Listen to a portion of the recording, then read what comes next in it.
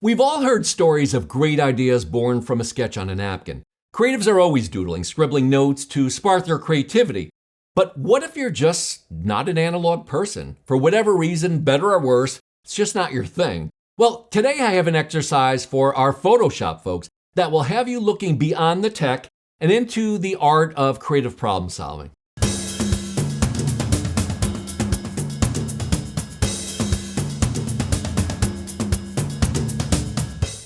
Howdy everyone, I'm John Kenific, Old Man New Art, and welcome to my channel where we focus on your confidence, creativity, and career. When it comes to how creatives get their ideas, we realize that our inspiration can come from anywhere.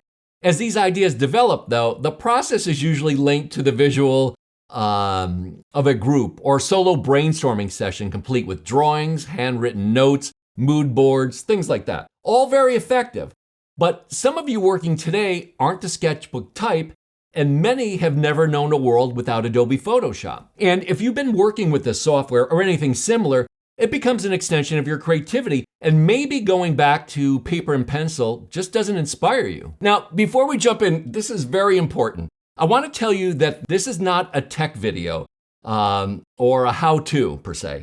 I will show you my screen and show you the layers that I use, but this is an exercise in creativity and finding your own way. With that in mind, I'd like to share an exercise that will have you reinterpreting photos, more specifically portraits, to find new ways to explore the human face, distortion, textures, and lighting. So now, breaking the exercises down, the actual approach is very straightforward.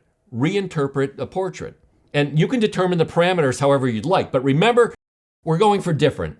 Opposite, a 180 from the original. Tear it all down. The idea is for you to work against what you have.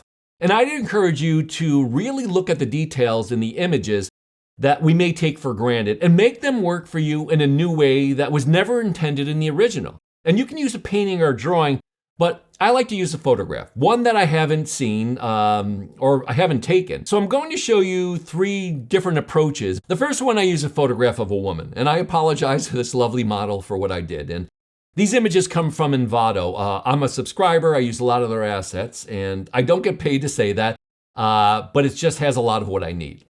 When I look at this photo, I see a happy face, a pleasant face. The image is fairly bright, and although the palette may be somewhat neutral, there is a feeling of warmth coming from the subject, but I want to take it to a very dark place, wanting it to fall loosely into that biotech feel with a lot of texture. So I used a blue to black gradient as my underpainting layer, and with that in mind, I found an abstract image that I could use to give me the shapes and coloring that would work with the original photograph skin tone. So looking at the face, what I did first was to distort the features, putting each chosen section on a different layer and reassembling the face to make a harsher, more androgynous subject, which at this point roughly works with the background. I also want the texture to do the heavy lifting and let the face emerge from the darkness. This is the opposite of the original, and you can see the difference. Remember, the goal of these exercises is just to get your mind moving in a different direction.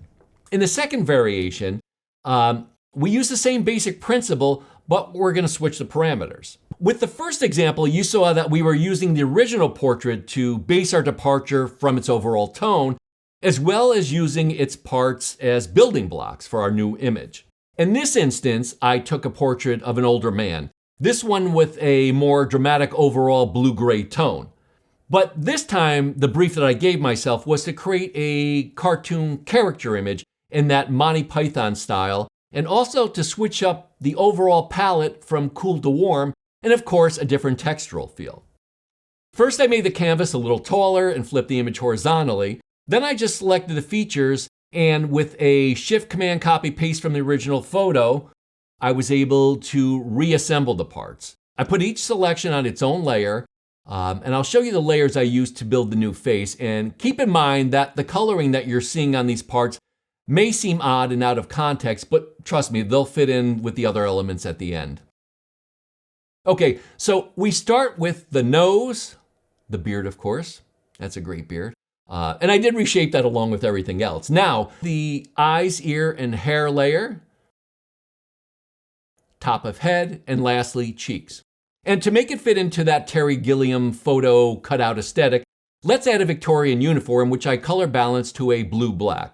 My bottom tone is orange, which complements the blue suit.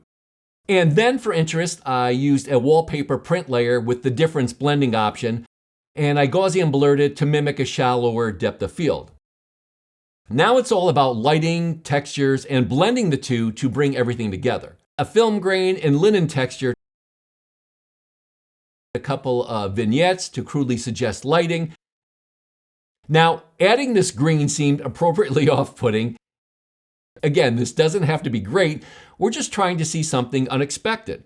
The last variation is probably the biggest departure, and in this, I take another photo as our parts pile for a new abstract portrait, where I first distill the most important elements down to a few shapes, as well as changing the dark dramatic feel to something much lighter and again introduce texture.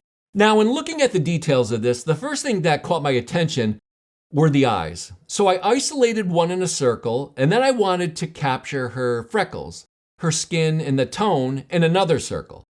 The next layer was the lips, which have not been distorted and were added to give context to the skin and the eye to read more like a face. A scary face, I'll give you that, but a face nonetheless. And I didn't forget the hair. Of course not, there it is. So I wanted the red hair to take on a fiery look, and I created a vector flame design and pasted and scaled the hair inside of it, and making sure to concentrate on the composition.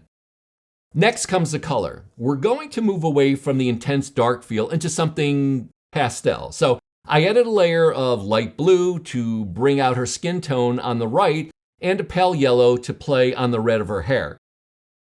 I added an outline to what I'm calling the face to give it a little more separation and gradients to both sides to make the pale colors more dynamic. We finish with film grain, and that's it. 3 variations of an exercise to push your creativity in Photoshop. Whether you're twisting light to darkness, designing characters, or simplifying to abstract art, these drills are all about rethinking what's possible. And digital exercises like these are perfect for breaking free of creative ruts, exploring new styles, and discovering techniques that can elevate your work to the next level. So that's it for me today. And I'm going to leave you with the words of American writer Kurt Vonnegut, who said, "To practice any art, no matter how well or badly, is a way to make your soul grow. So do it." Thanks very much for watching. See you next video. Bye.